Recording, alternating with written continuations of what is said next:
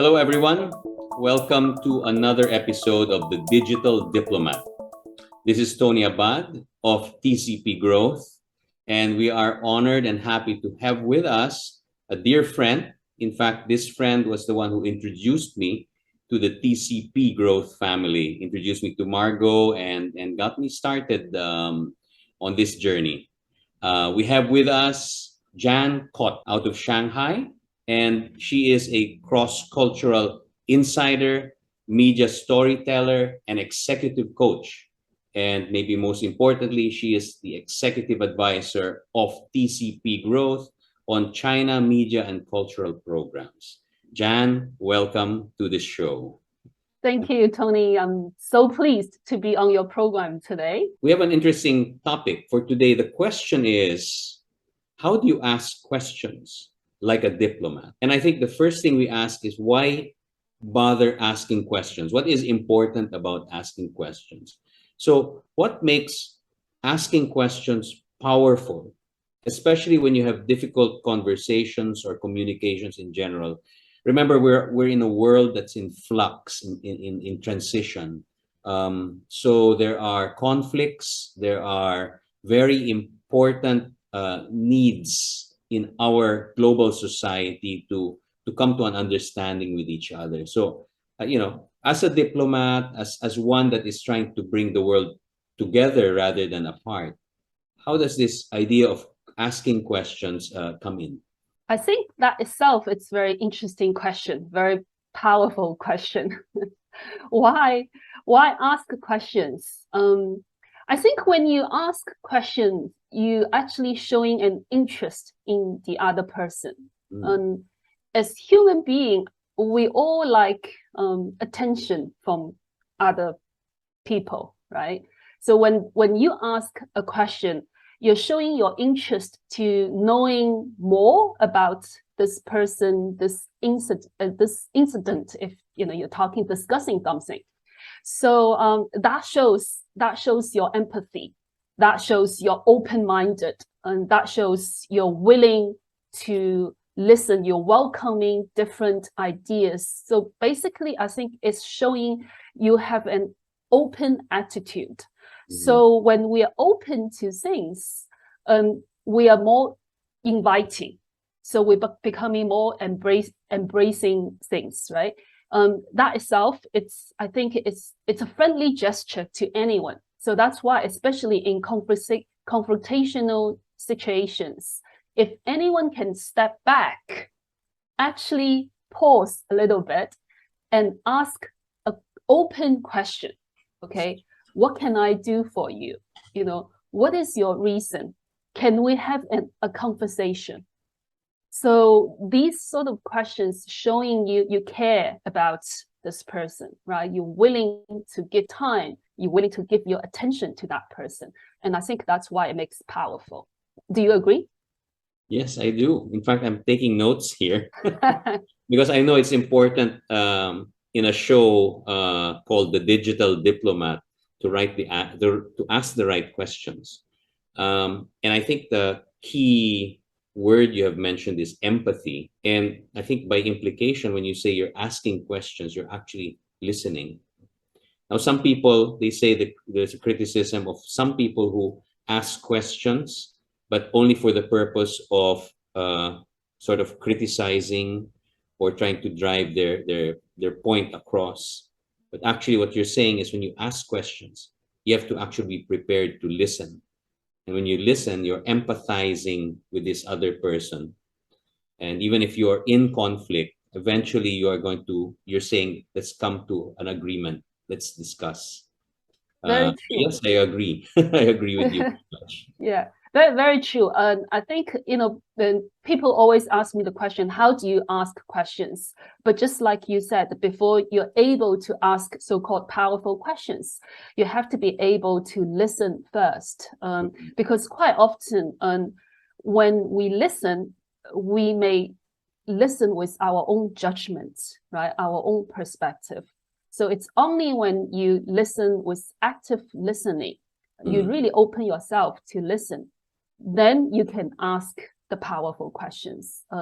Otherwise, I think you will just be getting into more conflict with the other person. Yeah, so definitely before asking the questions, listen first. Now, aside from the qualifications that I mentioned about you earlier, another important qualification you have or experience you have is being a veteran international journalist, meaning if you've seen the world through a journalist's eyes, somebody who looks at news but also discerns and tries to bring out information for the rest of the world. And then the other thing that you're doing that's very unique is being a storytelling coach. You're telling stories at the same time with a journalist's discipline and experience. Now, with that, I was curious to ask, what kind of stories can you share with us, that you've experienced with these qualifications? I think it's very interesting you brought up my previous experience as a journalist.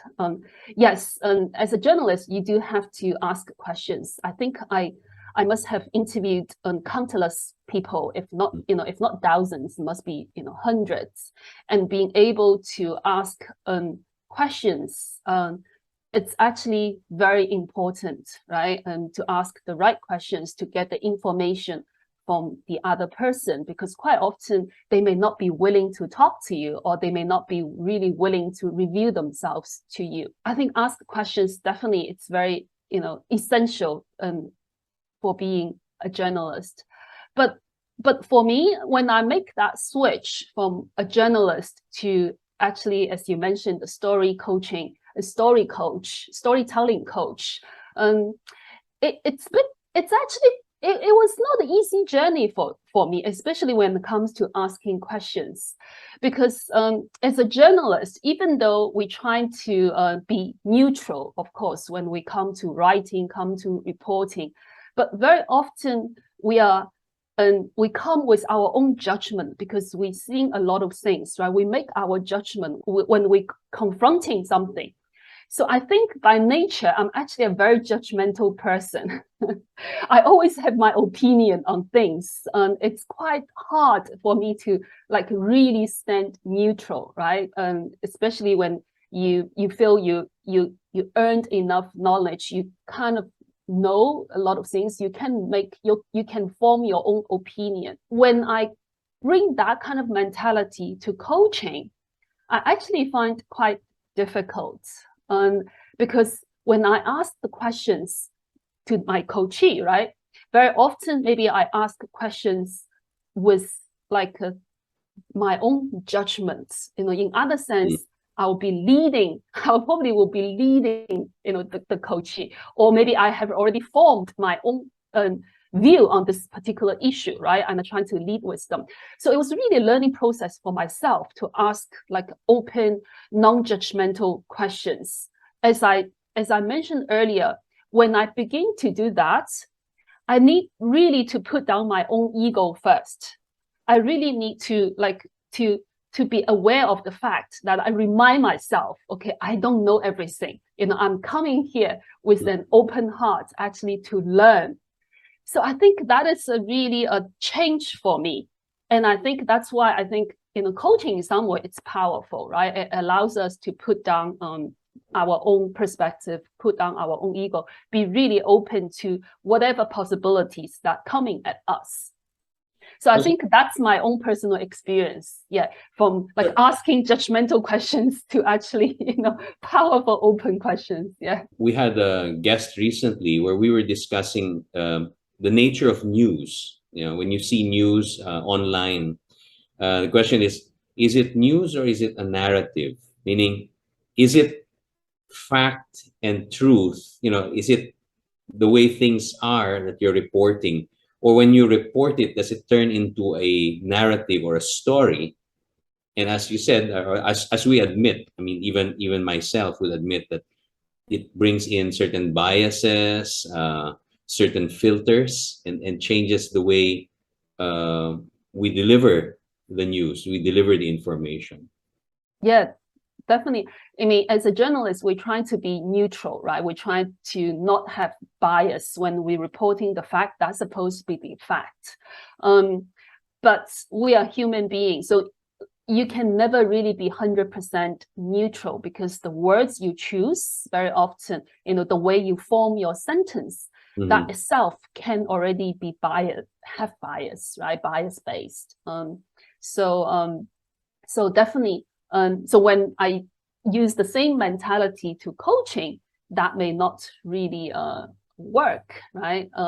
Because the coaching, it's all about being open to all sorts of possibilities, because everyone comes with their own knowledge. Yeah. I hear this advice about trying to be more mindful, and so that you keep the open mind despite knowing that you have certain judgments, certain opinions. Then I wanted to zero in on the very difficult task of resolving conflict. When there is an active conflict that you're trying to resolve, how do you ask the question? I mean, aside from sort of having the proper mindset, how would you phrase your question, or how would you design your question so that it's leading towards conflict resolution? Yeah. So when we face the conflict, very often our instinct is actually to avoid the conflict, right? Surely you must have also experienced yourself when you have some tension with some person, and if you can put off, you want to put off, right? not to face it.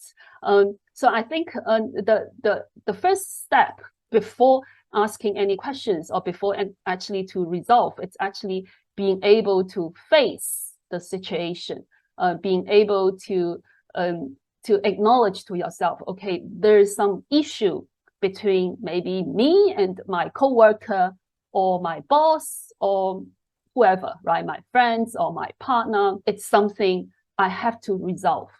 Okay, I think being able to face it and acknowledge there's some conflict or something need to be resolved is the first step. And then, of course, you have to approach, the issue, right? I think you need to, first of all, as we just mentioned, you need to approach the issue with curiosity, not judgment, okay? Because you are there to find out what's happening, okay? You're there to find out, is there any way you can solve the conflict or the situation? So you must approach the issue, the person, with curiosity. And I think, the easy questions to ask is simply maybe just ask, can we have a conversation about this? Right? Can we sit down and be open, and can we actually talk about it? Okay. Or you can ask, okay, is there any reason you do this and that? Okay. I think very often when we work on cross-cultural team, we have time difference, right? Yes. We may receive emails, urgent emails, just in the early morning after we get up. And every time when I receive these kind of emails, my heart beat first. Okay, you think, okay, something urgent is happening. And then after a while, you get annoyed, right? Okay, I just got up. What do you want me to do? So sometimes this kind of tension, this kind of conflict, and you're wondering, okay, maybe they don't like you. They're sending all these urgent emails, right? So these kind of things, you can actually talk to your colleague, on the other side of the globe. Okay, is there a reason, you're sending me these messages? Are they really urgent? Are they time sensitive?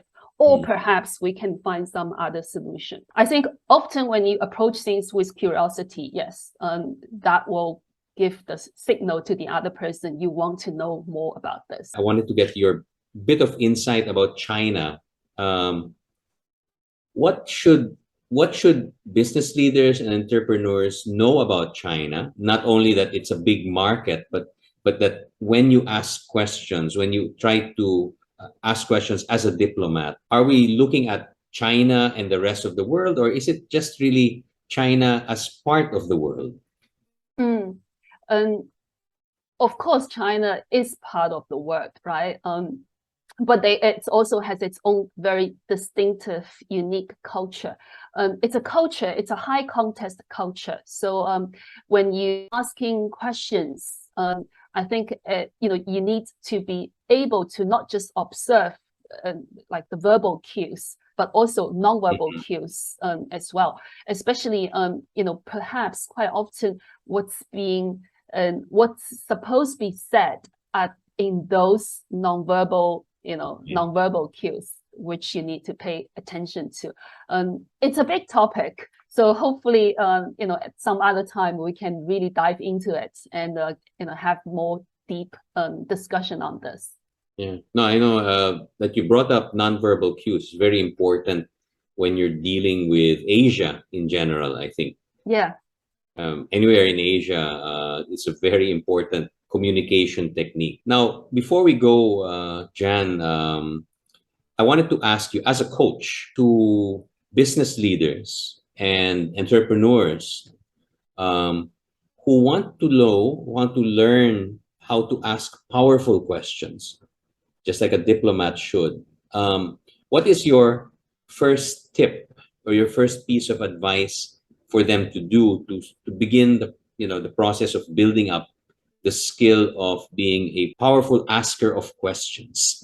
I think we already touched on that briefly before. I think to be able to ask powerful questions, first you need to be able to listen actively. Very often with leaders, right, or those on the top hierarchy, they quite often come to a situation with thinking like, okay, they may know more than the other person. Mm-hmm. So I think, the most important thing is to actually put your own judgment aside first and actually listen, then ask the questions. You have to do this sort of two-step process. Don't jump into the question. Take a step back, and then take these steps towards asking the question. I've learned, and I hope I follow your advice when I do my own questioning in the future. We never have enough time on these in this program, but I'm so thankful that you're able to join us, Jan.